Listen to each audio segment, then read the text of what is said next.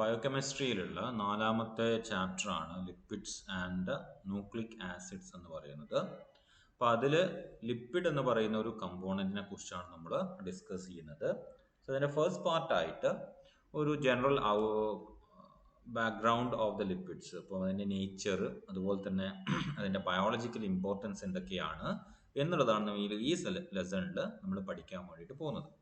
Okay, അപ്പം ലിപ്പിഡ്സിനെ കുറിച്ച് പറയുകയാണെങ്കിൽ ലിപ്പിഡ് എന്ന് പറയുന്ന ഒരു വാക്ക് ആദ്യമായിട്ട് ഉപയോഗിച്ചത് വില്യം ബ്ലൂർ എന്ന് പറയുന്ന ഒരു ശാസ്ത്രജ്ഞനാണ്, ബയോകെമിസ്റ്റാണ്. ഓക്കെ, അപ്പം ലിപ്പിഡിൻ്റെ അർത്ഥം എന്ന് പറയുന്നത് ഫാറ്റ് എന്നുള്ളതാണ്. ഓക്കെ, ഗ്രീക്ക് വേർഡിൽ ലിപ്പോസ് എന്ന് പറഞ്ഞാൽ ഫാറ്റ് എന്ന അർത്ഥം വരുന്നു. അതുകൊണ്ട് അങ്ങനെ ആ വാക്ക് ലിപ്പിഡ് എന്ന വാക്ക് ആദ്യമായിട്ട് വില്യം ബ്ലൂർ ഒരു ബയോകെമിസ്റ്റ് ഉപയോഗിക്കുന്നു.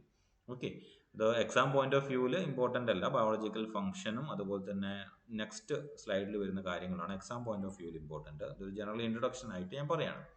So they are widely distributed in nature. അല്ലെ, നമുക്ക് എവിടെ കാണാൻ വേണ്ടിയിട്ട് പറ്റും. ആനിമൽസിന്റെ കേസ് എടുക്കുകയാണെങ്കിൽ ആനിമലിന്റെ വൂളിൽ കോട്ടഡ് ആയിട്ട്, അല്ലെ, രോമങ്ങളിൽ കോട്ടഡ് ആയിട്ട് കാണാം, ഈ ഫെദറിൽ കോട്ടഡ് ആയിട്ട് കാണാം. അതുപോലെ തന്നെ പ്ലാന്റ്സിന്റെ കേസ് എടുക്കുകയാണെങ്കിലും ഇലകളിലോ അല്ലെങ്കിൽ തണ്ടുകളിലോ ഒക്കെ വാക്സ് കോട്ടിങ്, ഡീഹൈഡ്രേഷൻ പ്രിവെന്റ് ചെയ്യാൻ വേണ്ടിയിട്ട് കാണാൻ സാധിക്കും. ഇതുപോലെ ആനിമലിൽ സ്റ്റോറേജ് ഫാറ്റ് ആയിട്ട് നമുക്ക് ലിപ്പിഡ്സ് കാണാം. ഫോർ എക്സാമ്പിൾ നിങ്ങളിവിടെ കാണാം, തിമിംഗലം വെയിൽസിന്റെ ബ്ലബ്ബർ ആണിത്. Okay, it's actually illegal. For just representation I have given this figure here. അപ്പം ഈ ബ്ലബ്ബർ എന്ന് പറയുന്നത് ഹൈലി ഫാറ്റ് കണ്ടന്റ് ഉള്ള, ഇതിൽ കുറേ ഫംഗ്ഷൻ ഉണ്ട്. ഒന്ന് സ്റ്റോറേജ് ഉണ്ട്, ഇൻസുലേറ്റർ ആയിട്ട് ആക്ട് ചെയ്യുന്നുണ്ട്, ടെമ്പറേച്ചർ റെഗുലേഷനിൽ. അപ്പം അങ്ങനെയുള്ള ഫംഗ്ഷൻസ് ഒക്കെ വഹിക്കുന്നുണ്ട്. അങ്ങനെ വൈഡ് റേഞ്ച് ആയിട്ട് നിങ്ങൾക്ക് ലിപ്പിഡ്സ് ഒരു ലിവിങ് ഓർഗാനിസമായിട്ട് അസോസിയേറ്റ് ചെയ്തിട്ട് കാണാൻ വേണ്ടി പറ്റും. നൗ നേച്ചർ എന്താണ്? ഇത് എക്സാം പോയിന്റ് ഓഫ് വ്യൂവിൽ ഇമ്പോർട്ടൻ്റ് ആണ്. എന്താണ് ലിപ്പിഡ് എന്ന് ചോദിച്ചു കഴിഞ്ഞാൽ നിങ്ങൾ എക്സാമിന് എഴുതേണ്ടത് ഈ പോയിന്റുകളാണ്. ഓക്കെ, അപ്പോൾ ലിപ്പിഡ്സിനെ ഡിഫൈൻ ചെയ്യുകയാണെങ്കിൽ lipids are heterogeneous group of oily or greasy organic compounds including fats, oils, steroids, waxes and related compounds. ഇതിലുള്ള ഓരോ ടേം ഉപയോഗിക്കുകയാണെങ്കിൽ ദേ ആർ ഹെറ്ററോജീനസ് ഗ്രൂപ്പ് എന്ന് വെച്ച് കഴിഞ്ഞാൽ ഒരേ നേച്ചർ കാണിക്കുന്ന ഒരേ സ്വഭാവമുള്ള ഒരു കൂട്ടം ആൾക്കാരല്ല, മറിച്ച് വൈഡ് ആയിട്ടുള്ള സ്വഭാവമുള്ള, വൈഡ് ആയിട്ടുള്ള ഫിസിക്കൽ പ്രോപ്പർട്ടീസിലുള്ള ഒരു കൂട്ടം ആൾക്കാരാണ്. അതുകൊണ്ടാണ് ഹെറ്ററോജീനസ് ഗ്രൂപ്പ് എന്ന വാക്ക് ഉപയോഗിക്കുന്നത്. ഓക്കെ, ഓർഗാനിക് കോമ്പൗണ്ട് എന്ന് പറയുമ്പോൾ നിങ്ങൾക്കറിയാം ദ കാർബൺ കണ്ടെയ്നിങ് ആയിട്ടുള്ള കാർബൺ, ഹൈഡ്രജൻ, ഓക്സിജൻ. അപ്പം കാർബൺ ഹൈഡ്രജനും റിച്ച് ആയിട്ടുള്ള ഒരു പോർഷനാണ് അത് ലിപ്പിഡ് എന്ന് പറയുന്നത്. അതുകൊണ്ടാണ് അതിന്റെ ഹൈഡ്രോഫോബിസിറ്റിക്ക് മെയിൻ റീസൺ. ഓക്സിജന്റെ അളവ് വളരെ കുറവാണ്.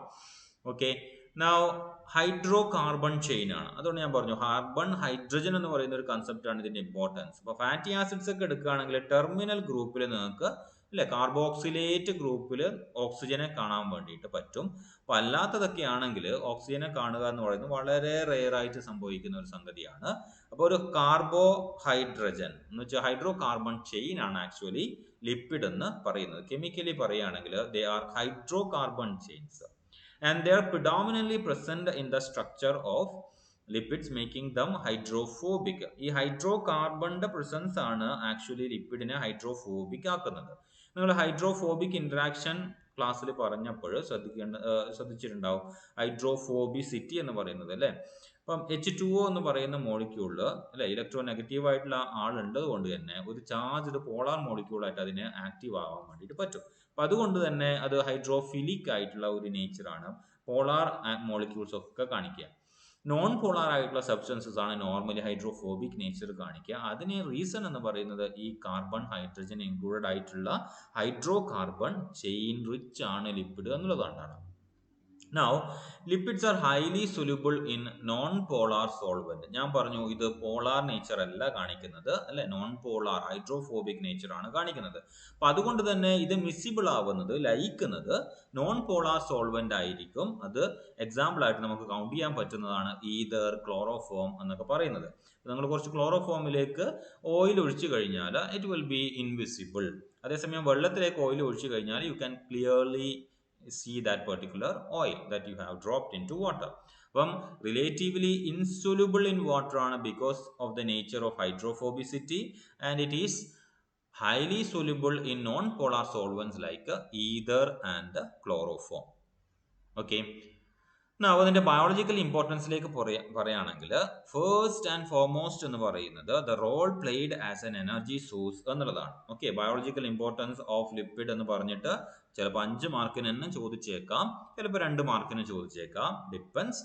ഇമ്പോർട്ടൻ്റ് ആയിട്ടുള്ള സംഗതിയാണ്. ഏത് ബയോമോളിക്യൂൾ നിങ്ങൾ ബയോകെമിസ്ട്രിയിൽ പഠിച്ചാലും അതിന്റെ ബയോളജിക്കൽ ഇമ്പോർട്ടൻസ് എന്ന് പറയുന്നത് ഉറപ്പായിട്ടും ചോദിക്കുന്ന സംഗതിയാണ്. എന്ന് വെച്ച് കഴിഞ്ഞാൽ നിങ്ങൾ പഠിക്കുന്ന ബയോമോളിക്യൂൾ ഏതെങ്കിലും ഒരു ബയോമോളിക്യൂളിന്റെ ബയോളജിക്കൽ ഇമ്പോർട്ടൻസ് നിങ്ങൾ എക്സാമിന് ഉണ്ടാവും. അതാണ് പറഞ്ഞു വരുന്നത്. ഓക്കെ, അപ്പോൾ ഒന്നാമത്തെ ഫംഗ്ഷൻ എന്ന് പറയുന്നത് ലിപ്പിഡ്സിന്റെ കേസിൽ ബയോളജിക്കൽ റോൾ എന്ന് പറയുന്നത് it is acting as A source of energy. Okay, fat എന്ന് പറയുന്നത് ഒരു സെക്കൻഡറി സോഴ്സ് ഓഫ് എനർജി ആയിട്ടാണ് നമ്മുടെ ബോഡിയൊക്കെ എടുക്കുന്നത്. എന്താണെന്ന് വെച്ച് കഴിഞ്ഞാൽ പ്രൈമറി സോഴ്സ് ഓഫ് എനർജി എന്ന് പറയുന്നത് ആരാണ്? കാർബോഹൈഡ്രേറ്റ് ആണ്, അല്ലെ? കാർബോഹൈഡ്രേറ്റ് ആണ്. പക്ഷേ കാർബോഹൈഡ്രേറ്റിനെക്കാളും എനർജി വാല്യൂ എന്ന് പറയുന്നത് എന്ന് വെച്ച് കഴിഞ്ഞാൽ കലോറിഫിക് വാല്യൂ എന്ന് പറയുന്നത് ലിപ്പിഡിനാണ് കൂടുതൽ. കാരണം നിങ്ങൾക്ക് ഇവിടെ കമ്പയർ ചെയ്യുമ്പോൾ കാണാൻ വേണ്ടി പറ്റും 4, 9 എന്നുള്ള ആ വാല്യൂയിലുള്ള ഡിഫറൻസ് കാണാൻ വേണ്ടിയിട്ട് പറ്റും. സ്റ്റിൽ കാർബോഹൈഡ്രേറ്റ് ആണ് ഫസ്റ്റ് പ്രിഫേർഡ് എനർജി സോഴ്സ് എന്ന് പറയുന്നത്. അതിന്റെ റീസൺ എന്ന് പറയുന്നത് ഈസിലി അവൈലബിൾ ആയിട്ടുള്ള, ഈസിലി മൊബിലൈസബിൾ ആയിട്ടുള്ള ഒരു എനർജി സോഴ്സ് കാർബോഹൈഡ്രേറ്റ് ആയതുകൊണ്ടാണ്. ഓക്കെ, അതിനുശേഷമാണ് പ്രോട്ടീൻസ് വരിക. അപ്പം സോഴ്സ് ഓഫ് എനർജി എന്നുള്ളതാണ് ഒന്നാമത്തത് ആഫ്റ്റർ കാർബോഹൈഡ്രേറ്റ്.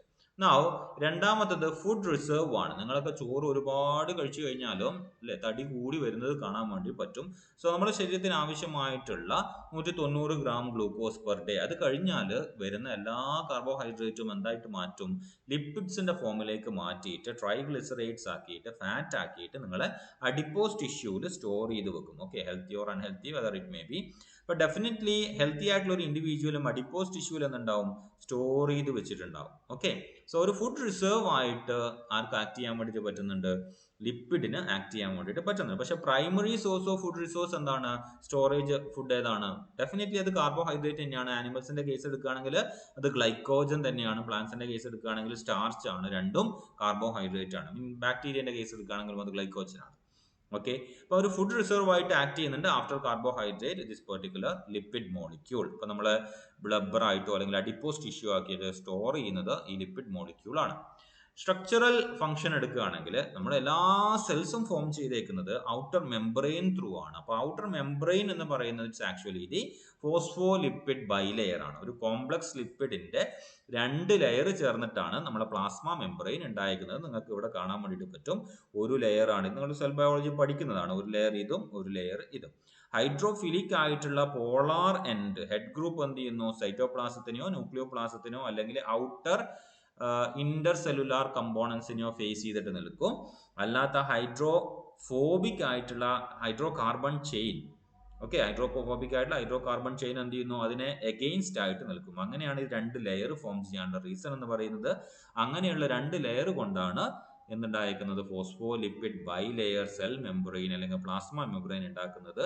അപ്പോൾ ഒരു സ്ട്രക്ചറൽ ഫംഗ്ഷൻ ആയിട്ട് നമുക്ക് കൗണ്ട് ചെയ്യാൻ പറ്റുന്നതാണ് ഈ പറയുന്ന phospholipid bilayer in cell membrane എന്നുള്ളത്.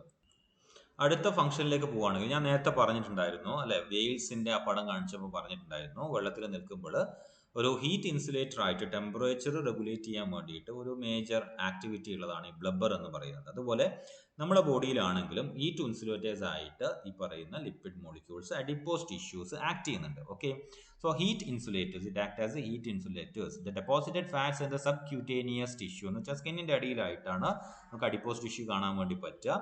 ഈ അഡിപ്പോസ് ടിഷ്യൂവിൽ ഡെപ്പോസിറ്റ് ചെയ്തേക്കുന്ന ഹീറ്റ് ഫാറ്റ് എന്ന് പറയുന്നത് that will be acting as insulators to maintain the body heat. എന്ന് വെച്ച് കഴിഞ്ഞാൽ ലോസ് ഓഫ് ഹീറ്റിനെ പ്രിവെന്റ് ചെയ്യുന്നു. അതുപോലെ തന്നെ പുറത്തുള്ള ഭയങ്കര തണുപ്പിനകത്തേക്ക് കടക്കുന്നതും പ്രിവെന്റ് ചെയ്യും.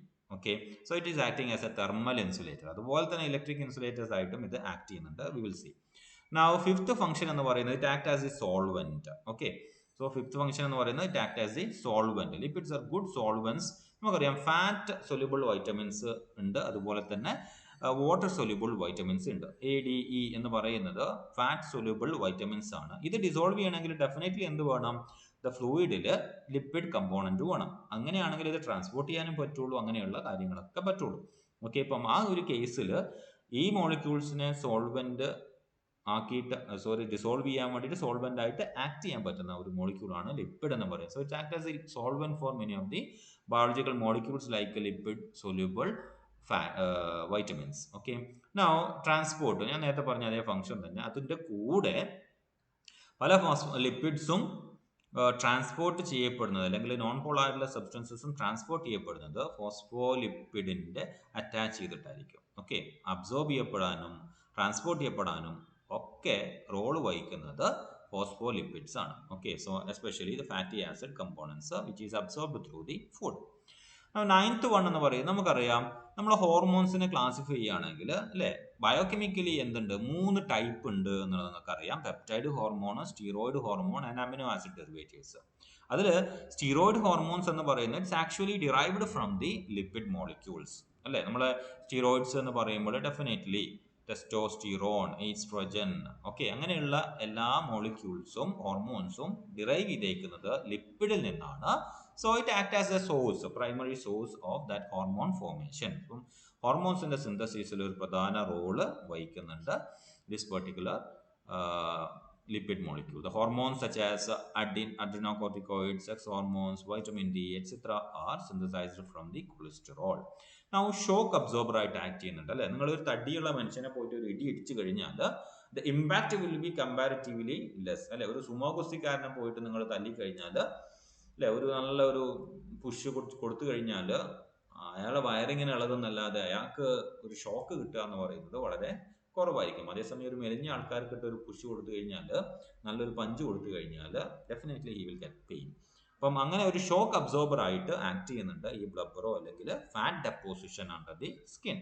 So the fats present around the visceral organs നോക്കുക നിങ്ങൾ.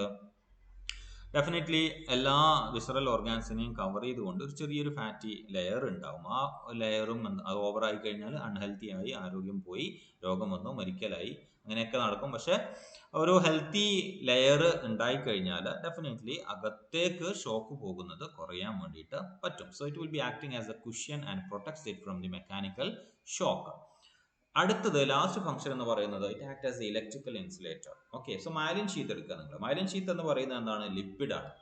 ഇപ്പം നെർവ് ഇമ്പൾസ് എന്ന് പറയുന്നത് ഇറ്റ്സ് ആക്ച്വലി ഇത് ഇലക്ട്രിക് കറണ്ട് പോലെയാണ് അല്ലെ. അപ്പം അത് പുറത്തേക്ക് ഡിസ്പേഴ്സ് ഔട്ട് ചെയ്യാതിരിക്കാൻ വേണ്ടിയിട്ട് മൈലിൻ ഷീത്ത് സഹായിക്കുന്നുണ്ട്. നമുക്കറിയാം മൈലിൻ ഷീത്ത് ഉള്ള മൈലിനേറ്റഡ് ആയിട്ടുള്ള നെർവ് ഫൈബർ ആണെങ്കിൽ സോ നെർവ് ഇമ്പൾസ് ട്രാൻസ്മിഷൻ എന്ന് പറയുന്നത് കമ്പാരിറ്റീവ്ലി ഫാസ്റ്റർ ആണ് എന്ന് നമുക്കറിയാം. അതുപോലെ തന്നെ ഈ രണ്ട് നെർവ്സ് വളരെ അടുത്താണ് ഈ നെർവ്സ് നിൽക്കുന്നതെന്ന് അറിയാം. അപ്പോൾ ആ രണ്ട് നെർവ്സിലും കൂടെ പോകുന്ന സിഗ്നൽസ് പരസ്പരം മേജ് ചെയ്യപ്പെടാതിരിക്കാൻ വേണ്ടിയിട്ട് ഒരു റീസൺ എന്ന് പറയുന്നത് it's actually the lipid covering, myelin covering ആണ്. അപ്പം അങ്ങനെ ഒരു ഇലക്ട്രിക് ഇൻസുലേറ്റേഴ്സ് ആയിട്ടും ആക്ട് ചെയ്യുന്നുണ്ട്. അപ്പോൾ ഈ 9 ഫംഗ്ഷൻസും കൃത്യമായിട്ട് പഠിക്കുക.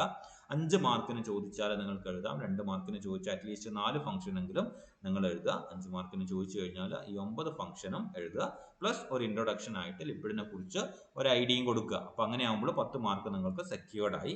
വളരെ ഇമ്പോർട്ടൻ്റ് ആണ് ഈ പോർഷൻ എന്ന് പറയുന്നത്, biological importance of lipid. Okay, define lipid എന്ന് പറയുന്ന ഒരു കൺസെപ്റ്റ് ചോദിക്കാനുള്ള സാധ്യത വളരെ കുറവാണ്.